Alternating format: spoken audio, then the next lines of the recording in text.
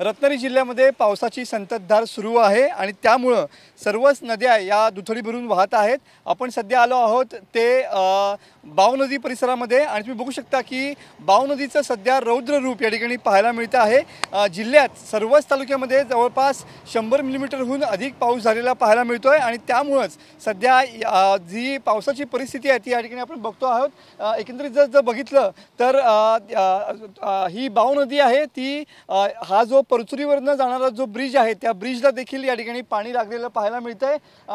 या सगळ्या गोष्टीमुळे तुम्ही बघू शकता की पूर्णपणे या आजूबाजूच्या शेतामध्ये आणि बागायतीमध्ये या ठिकाणी पाणी गेलेलं पाहायला मिळतंय। सकाळपासूनच पावसाचा जोर हा वाढलेला आहे आणि त्यामुळे सगळ्याच नद्या या दुथडी भरून वाहत आहेत। अनेक नद्या या इशारा पातळीच्या वरती गेलेल्या आहेत, पण सध्या या बाव नदीचं हे रौद्र रूप आपल्याला पाहायला मिळतं आहे। या बाव नदीचा जो पाण्याचा वेग आहे त्या वेगामुळे किंवा या नदीपात्रामुळे या ठिकाणी पाणी जे आहे ते पूर्ण बागायतीमध्ये आणि भात शेतामध्ये शिरलेलं पाहायला मिळतंय।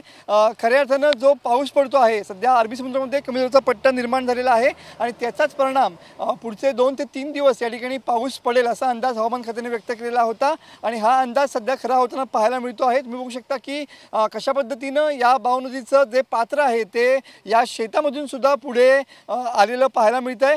खऱ्या अर्थानं हे बाव नदीचं रौद्र रूप या ठिकाणी आपल्याला पाहायला मिळतं। ही पूर्ण बागायती आहे, माडाची बागायती आणि त्याच बाजूला असलेली भात शेती, या भात शेतीमध्ये सुद्धा या ठिकाणी पाणी गेलेलं पाहायला मिळतंय या पात्राचं पाणी आणि त्याच पद्धतीनं हा परचुरीवरनं पलीकडे जाणारा जो हा ब्रिज आहे या ब्रिजला सुद्धा या ठिकाणी पाणी लागलेलं आहे आणि ब्रिजवरतून सुद्धा केव्हाही पाणी वरती येऊ शकेल अशी सध्याची परिस्थिती आहे। सध्या जरी पाऊस थांबलेला असला तरी पण आज दिवसभरासाठी या ठिकाणी हवामान खात्यानं ऑरेंज अलर्ट दिलेला पाहायला मिळतोय।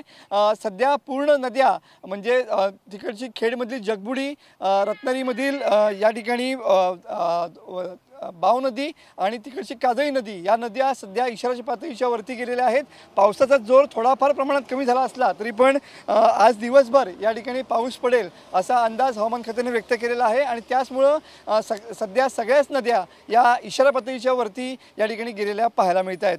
कॅमेरामन समित गजनेसह मी मनोज देले, TV9 मराठी, रत्नागिरी।